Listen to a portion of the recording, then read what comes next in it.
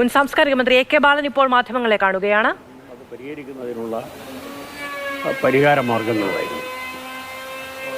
അതിലൊന്നായിരുന്നു അദ്ദേഹം മുന്നോട്ട് വെച്ച റെഗുലേറ്ററി അതോറിറ്റി. ഈ ഘട്ടത്തിലാണ്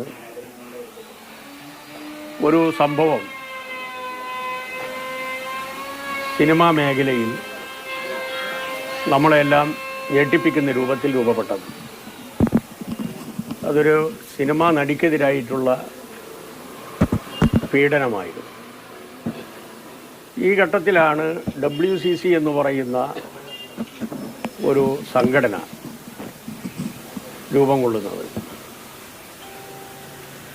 ആ സംഘടന ബഹുമാനപ്പെട്ട മുഖ്യമന്ത്രിക്ക് ഒരു പരാതി നൽകി.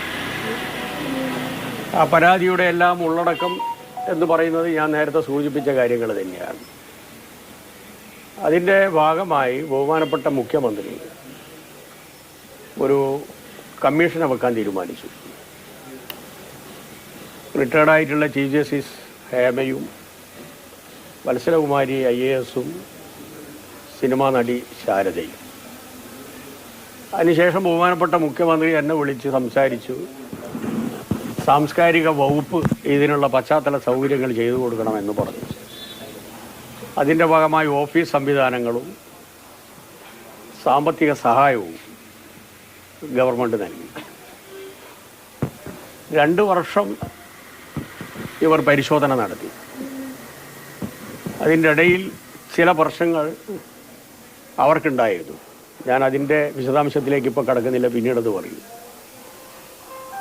അതും ഗവൺമെൻറ് പരിഹരിച്ചു.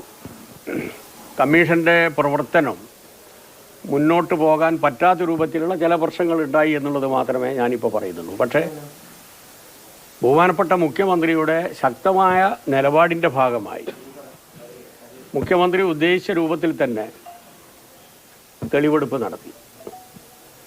തെളിവെടുപ്പ് നടത്തുമ്പം ഇത് ഒരു ഇരുതല മൂർച്ചയുള്ള പ്രശ്നമാണ് എന്നുള്ളത് കൊണ്ട് തന്നെ വളരെ അവധാനതയോട് കൂടിയിട്ടുള്ള സമീപനമാണ് ജസ്റ്റിസ് ഹേമ കമ്മീഷൻ എടുത്തത്.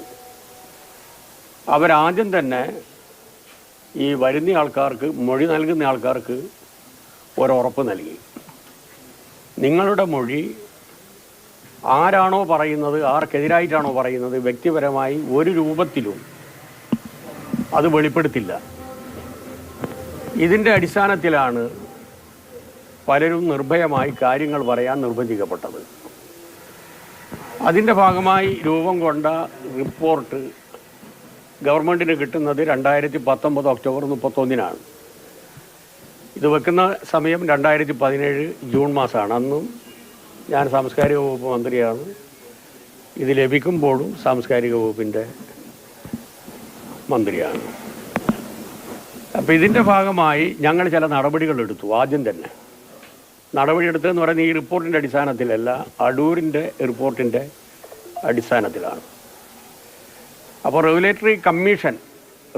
റെഗുലേറ്ററി അതോറിറ്റി രൂപീകരിക്കുന്നതുമായി ബന്ധപ്പെട്ടുകൊണ്ട് സിനിമാ മേഖലയിലെ പ്രത്യേകിച്ച് പ്രൊഡക്ഷൻ, വിതരണം, ഡിസ്ട്രിബ്യൂഷൻ, അതുപോലെ തന്നെ സാങ്കേതിക വിഭാഗം, നടന്മാർ, ഇവരുടെ എല്ലാം പ്രതിനിധികളെ വെച്ചുകൊണ്ട് അപ്പോൾ ലോ സെക്രട്ടറിയും ഉണ്ടായിരുന്നു. എൻ്റെ ചേംബറിൽ വിശദമായ ചർച്ച നടത്തി.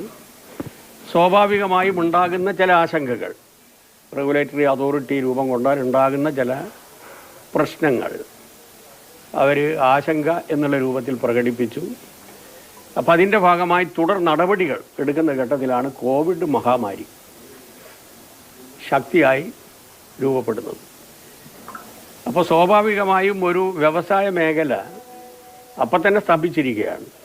അപ്പോൾ ഇതിൻ്റെ ഭാഗമായി ഉണ്ടാകുന്ന ചില ആശങ്കകൾ സ്വാഭാവികമായും അനുബന്ധമായി രൂപപ്പെടുമെന്നുള്ളത് കൊണ്ട് കോവിഡിൻ്റെ കാലഘട്ടത്തിൽ പിന്നെ തുടർ നടപടികൾ എടുക്കാൻ സാധിച്ചില്ല. പുതിയ ഗവൺമെൻറ് അധികാരത്തിൽ വന്നു. നടപടികൾ ആരംഭിക്കുന്നതിനുള്ള നടപടികൾ, ഇതിൻ്റെ തുടർ നടപടികൾ ആരംഭിക്കുന്ന ഘട്ടത്തിൽ ഇതിൻ്റെ റിപ്പോർട്ട് പുറത്തു കൊടുക്കാൻ പാടില്ല എന്നുള്ള രൂപത്തിൽ ചില ഇടപെടലുകൾ ഉണ്ടായി. അപ്പോൾ അതിൻ്റെ ഭാഗമായി ഈ റിപ്പോർട്ട് പുറത്തു കൊടുക്കുന്നതിന് പ്രശ്നമില്ല എന്ന ഒരു നിലപാട് വിവരാവകാശ കമ്മീഷൻ എടുത്തു. വിവരാവകാശ കമ്മീഷൻ എടുത്തതിൻ്റെ ഭാഗമായി റിപ്പോർട്ട് ഗവൺമെൻറ് കൊടുക്കാൻ തയ്യാറായ ഘട്ടത്തിലാണ് ഹൈക്കോടതിയിൽ ഒരു പെറ്റീഷൻ വരുന്നത്. ആ പെറ്റീഷൻ്റെ തുടർച്ച എന്നുള്ള നിലയിൽ തന്നെ WCCയുടെ ഒരംഗം, സ്ഥാപക അംഗം, ഇത് പ്രസിദ്ധീകരിക്കാൻ പാടില്ല എന്ന ഒരു ഇടപെടൽ അവരുടെ ഭാഗത്തുനിന്നും ഉണ്ടായി. അപ്പോൾ അവസാനം കോടതി ജസ്റ്റിസ് ഹേമ കമ്മിറ്റി തെളിവെടുപ്പ് നടത്തുമ്പോൾ മൊഴി കൊടുത്ത ആൾക്കാർക്ക് എന്താണോ ഉറപ്പ് നൽകിയത് അതിൻ്റെ ഭാഗമായി സ്വകാര്യതയെ ബാധിക്കുന്ന ഭാഗങ്ങൾ ഒഴിവാക്കിക്കൊണ്ട് റിപ്പോർട്ട് പ്രസിദ്ധീകരിക്കാൻ ഉത്തരവിട്ടു. അങ്ങനെയാണ് ഇപ്പോൾ ഈ റിപ്പോർട്ട് നിലവിൽ വന്നത്. ഇതാണ് ഇതിൻ്റെ ഒരു ഘട്ടം. രണ്ടാം ഘട്ടം എന്ന് പറയുന്നത് ഈ റിപ്പോർട്ടിൻ്റെ അടിസ്ഥാനത്തിൽ സുവോ മോട്ടോ ഒരു ആക്ഷൻ, വ്യക്തിപരമായ പരാമർശം ഇല്ലാത്തതിൻ്റെ ഭാഗമായി, മൊഴികൾ ഗവൺമെൻറ്റിൻ്റെ മുമ്പിൽ ഇല്ലാത്തതിൻ്റെ ഭാഗമായി, കേവലം ഒരു റിപ്പോർട്ടിൻ്റെ, ജനറൽ റിപ്പോർട്ടിൻ്റെ അടിസ്ഥാനത്തിൽ നിയമപരമായി ഇന്ന വ്യക്തിക്ക് അല്ലെങ്കിൽ ഇന്ന സ്ഥാപനത്തിനെതിരായി നടപടികൾ എടുക്കാൻ സ്വാഭാവികമായും നിയമപരമായിട്ടുള്ള തടസ്സങ്ങളുണ്ട്. അപ്പോൾ ഒരു 400ഓളം പേജുകൾ പുറത്തു വരാത്ത മൊഴികളുണ്ട്. അതിൽ മൊഴികളുമുണ്ട്, രേഖകളുമുണ്ട്. അതൊന്നും കമ്മീഷൻ ഗവൺമെൻറ്റിന് തന്നിട്ടില്ല, പുറത്തും വിട്ടിട്ടില്ല. അതുപോലെ തന്നെ നൽകിയിട്ടുള്ള റിപ്പോർട്ടിൽ തന്നെ ചില ഭാഗങ്ങൾ ഒഴിവാക്കിയിട്ടുണ്ട്. അങ്ങനെ അത് ഒഴിവാക്കാൻ നിർബന്ധിക്കപ്പെടുന്നത് കമ്മീഷൻ്റെ തന്നെ ജസ്റ്റിസ് ഹേമ കമ്മിറ്റിയുടെ റിപ്പോർട്ടിൻ്റെ ഭാഗമായിട്ടാണ്. കാരണം ഇത് പുറത്തു വിടില്ല എന്ന ഉറപ്പ് കൊടുത്തതിൻ്റെ ഭാഗമായിട്ടാണ്. അപ്പോൾ സ്വാഭാവികമായും ഗവൺമെൻറ്റിൻ്റെ മുമ്പിൽ ഒരു പരാതി എന്നുള്ള രൂപത്തിൽ, വ്യക്തിപരമായുള്ളൊരു പരാതി എന്നുള്ള രൂപത്തിലില്ല. എന്നാൽ ഈ രംഗവുമായി ബന്ധപ്പെട്ടുകൊണ്ടുള്ള പൊതു കാര്യങ്ങളുണ്ട്. അത് ഗൗരവമായി ഗവൺമെൻറ് പരിശോധിക്കേണ്ടതാണ്. രണ്ടാമത്, ഈ മേഖല നേരിടുന്ന പ്രതിസന്ധിയുണ്ട്. മേഖല നേരിടുന്ന പ്രതിസന്ധി എന്ന് പറഞ്ഞാൽ മേഖല നേരിടുന്ന പ്രതിസന്ധി പരിഹരിക്കാതെ ഈ രംഗത്തെ മുമ്പോട്ട് കൊണ്ടുപോകാൻ പറ്റില്ല. ഇതൊന്ന് ഒരു കലാ സാംസ്കാരിക മേഖലയുമായി ബന്ധപ്പെട്ടുകൊണ്ടുള്ള വേദിയാണ്, മറ്റൊന്ന് വ്യവസായവുമായി ബന്ധപ്പെട്ടുകൊണ്ടുള്ള വേദി കൂടിയാണ്. അപ്പോൾ ഇതിനെ പരിപൂർണമായും തകർക്കുന്ന രൂപത്തിൽ വെളുക്കാൻ തേച്ചത് വേണ്ടാകാൻ പാടില്ലല്ലോ. ഈ റിപ്പോർട്ടുമായി ബന്ധപ്പെട്ട് സർക്കാരിന് മുന്നിലുള്ള വെല്ലുവിളികളും ഒക്കെയാണ് ഇപ്പോൾ വിശദീകരിച്ചുകൊണ്ടിരിക്കുന്നത് മുൻ സാംസ്കാരിക വകുപ്പ് മന്ത്രി കൂടിയായ ശ്രീ AK ബാലൻ.